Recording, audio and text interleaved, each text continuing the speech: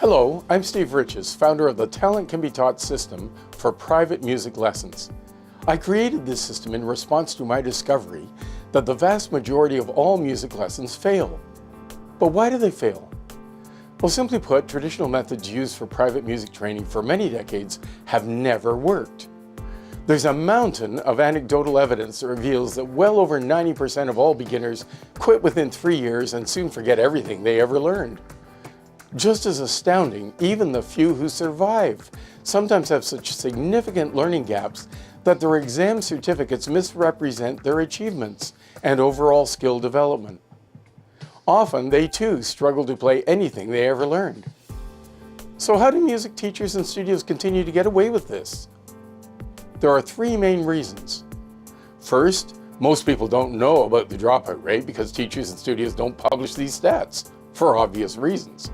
Second, it's far too easy to shift responsibility for failure to the students by suggesting they didn't have enough talent or they didn't practice enough, rather than take truly progressive and responsible measures to fix the problems and ensure student success.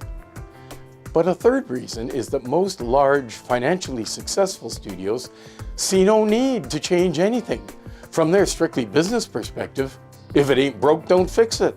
And with a new crop of young beginners coming along every year to replace those who quit, and no requirement to be accountable for student learning, there's really no motivation to change the status quo. So what is this failing strategy anyway? Well, it's actually called guided self-learning. As the name implies, students are held responsible for their own learning, and teachers are only expected to provide guidance or monitor progress, usually for about 30 minutes a week.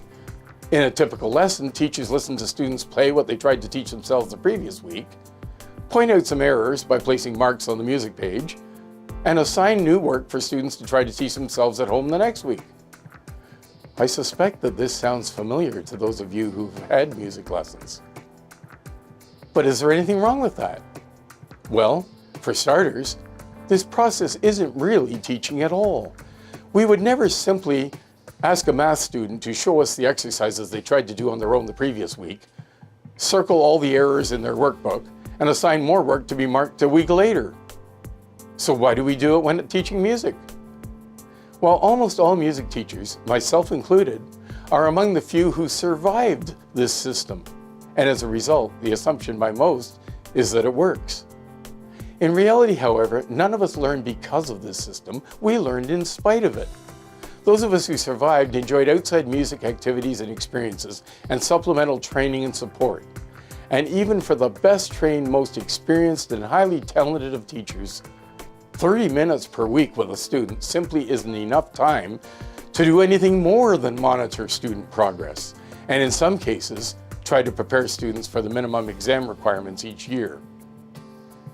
In summary, the single most important reason that most music lessons fail is because the traditional weekly lesson means that students have to be entrusted with trying to teach themselves independently, 6 out of 7 days a week. For the majority to succeed, a fundamental systemic or strategic change is required. I write in detail about all of these necessary changes in Talent Can Be Taught, the book on creating music ability. When used in combination, they are the keys to the extraordinarily rapid skill development that all of our students enjoy.